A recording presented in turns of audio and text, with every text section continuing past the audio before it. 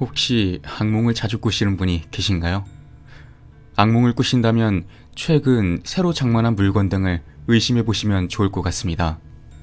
그 물건에서 딸려온 안 좋은 기운이 악몽을 꾸게 하는 주 원인일 수도 있을 겁니다. 오늘은 그런 이야기를 들고 와봤습니다. 그럼 시작하겠습니다. 일본 두 채널 괴담. 무녀가 전하려던 말. 이것은 제 외할머니께서 실제로 체험한 이야기라고 합니다. 어렸을 적 이 이야기를 처음 들었을 때 등줄기가 오싹했던 기억이 있습니다. 먼저 말해두자면 당시 외할아버지와 외할머니께서는 각각 다른 침실을 사용하고 계셨습니다. 어느 날 아침, 외할머니가 외할아버지에게 최근 이상한 꿈을 꾼다고 털어놓았다고 합니다. 외할아버지께서 어떤 꿈이냐 물으니 자고 있으면 어떤 존재들에게 머리카락을 밟힌다고 했답니다. 그리고 그 발은 외할머니의 몸을 본뜨듯 딱 달라붙어서 걷는다고 합니다. 또 그중 몇 명이 머리 주변에 머물러 집요하게 머리카락을 밟아대는 통에 고통은 느끼지 않아도 상당히 불쾌한 기분이 든다고 합니다. 외할아버지는 기분 나쁜 이야기라고 생각하면서도 괜찮을 거야. 어차피 다 꿈이야. 너무 신경 쓰지 마. 피곤해서 그런 걸 거야. 라며 외할머니가 평소 피로가 쌓인 것을 염려하는 말을 했을 뿐 그 이후에는 딱히 대수롭게 생각하지 않았다고 합니다. 그렇게 며칠이 지난 어느 날, 외할머니가 진지한 얼굴을 하고 외할아버지에게 말했습니다. 아무래도 꿈이 아닌 것 같아. 외할아버지는 또 그 소리야? 라고 내심 흥미는 없었던 모양이었지만 외할머니의 진지한 얼굴을 보고서는 왜 그렇게 생각하는데? 라고 물었습니다.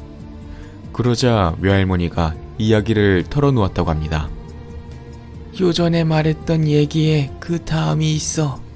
머리카락을 밟힌다는 이야기뿐만이 아니야. 그뿐만이 아니라고?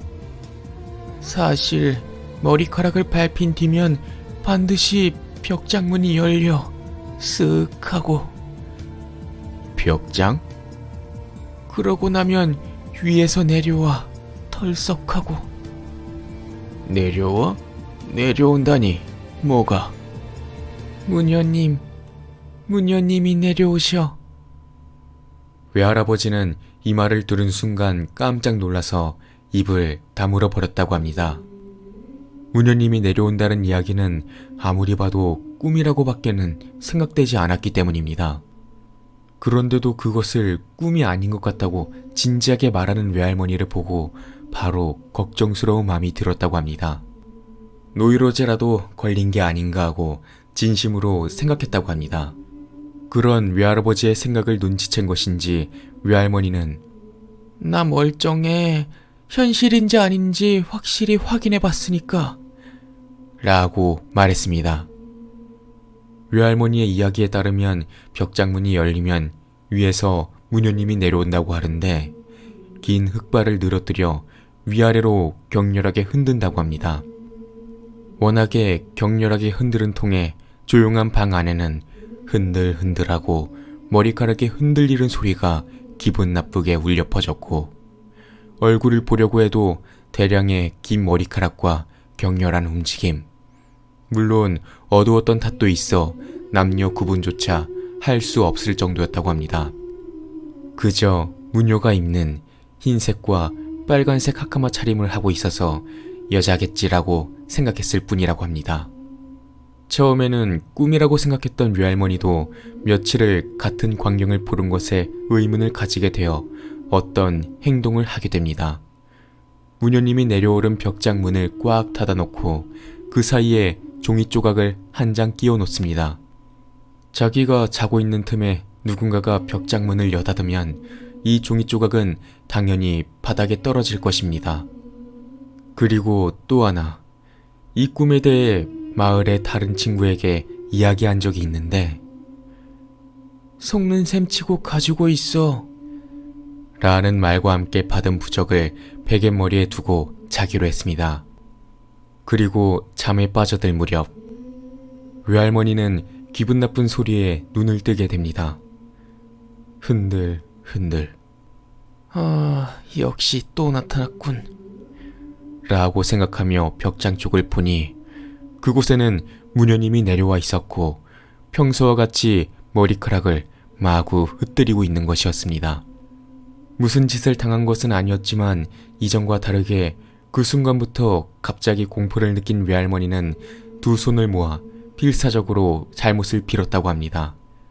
무엇에게 잘못을 빈 거냐고 지적할 부분일지도 모르지만 그 입장에서 생각해보면 외할머니의 행동은 지극히 자연스러운 것일지도 모른다고 생각했습니다. 그러는 사이 외할머니는 그대로 의식을 잃었고 평소와 같이 아침을 맞았다고 합니다. 벽장문에 끼어든 종이 조각은 누렇게 풍화된 것 같은 상태가 되어 있었습니다.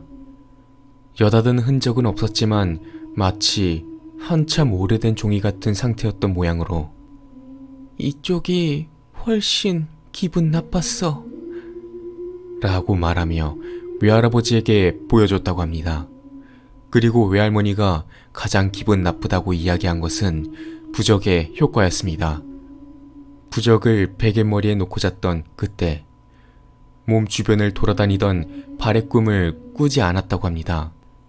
분명히 그 존재들이 자기 주변에서 사라지고 없어졌다는 게 느껴졌다고 합니다.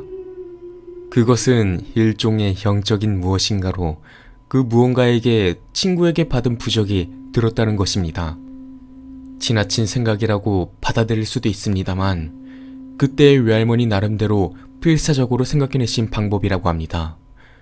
외할아버지도 그 이야기를 듣고 매정하게 대할 수도 없었던 데다 혹시나 보통 일이 아닐지도 모른다고 생각한 모양인지 그날 밤 외할머니와 같은 방에서 자기로 했다고 합니다. 다음날 잠에서 깬 할아버지는 외할머니에게 완전히 같은 꿈을 꿨어 라고 말했습니다. 아마도 외할아버지 생각으로는 아직 믿기 힘든 부분이 있었던 모양인지 그것을 꿈이라고 말씀하셨지만 실제로는 굉장히 두려워하고 있어서 부적을 준 친구에게 함께 찾아가 상담을 하기로 했습니다. 그러자 이야기를 들은 외할머니의 친구는 부적 가지고는 부족해. 그 발과 무녀는 완전히 다른 존재일지도 모르니까 그게 무엇인지 제대로 확인하는 게 좋겠어. 라고 말하는 것이었습니다. 이 이야기를 듣고 무서워진 외할아버지와 외할머니는 친구가 일하는 절을 찾아가서 불제를 받기로 했지만 실제로 무녀는 사람에게 신 것이 아니었다는 것 같았습니다. 벽장에 튀어나온다는 건 그곳에 어떤 문제가 있는 것이 아닌가 라는 견해를 내놓았다고 합니다. 그 이상은 본인의 힘이 부족해서 알 수가 없다고 했습니다. 문제의 벽장은 아는 목수에게서 제작을 부탁한 것인데 이번 현상을 이야기하고 뭔가 다른 것이 없느냐고 묻자 새파랗게 질린 얼굴을 하고 사죄했다고 합니다. 그 목수의 이야기에 의하면 벽장문 테두리 부분에 사용한 벚꽃나무가 아무래도 꽤 복잡한 사정이 있다는 것 같았습니다. 간단하게밖에 듣지 못했지만 꽤 오래전 무녀님이 목을 매 자살한 나무를 그대로 목재로 사용했다고 합니다. 그런 부담이 있는 목재는 어떤 경로를 통해서 저렴하게 나오는 경우가 있어서 비용 절감을 위해 몰래 사용했다고 합니다. 지인이기도 했고 그쪽에서도 지나치게 사죄하는 태도여서 이 일에 대해서는 원만히 해결을 받다고 합니다. 그리고 떼어낸 벚꽃나무는 절로 가져가 불제를 받았다고 합니다. 그 뒤로는 아무 일 없이 현재에 이르렀습니다.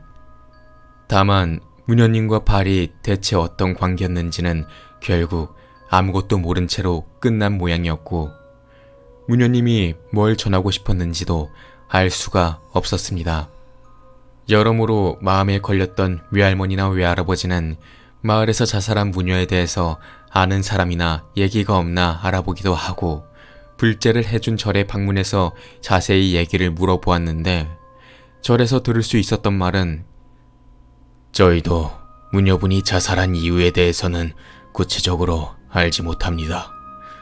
다만 일반적인 자살은 아닌 것 같다는 추측만 하고 있습니다. 본래 그 자살한 무녀와 저희 절은 이 마을을 아주 옛날부터 사악하거나 이롭지 못한 것들로부터 함께 지키는 양대축이었는데 그 자살한 무녀분에 대해 이르러 어떤 악한 존재와 대립하게 된 것 같습니다. 무녀와 저희 절이 함께 어떤 의식을 치루었다는 기록만이 남아있을 뿐입니다.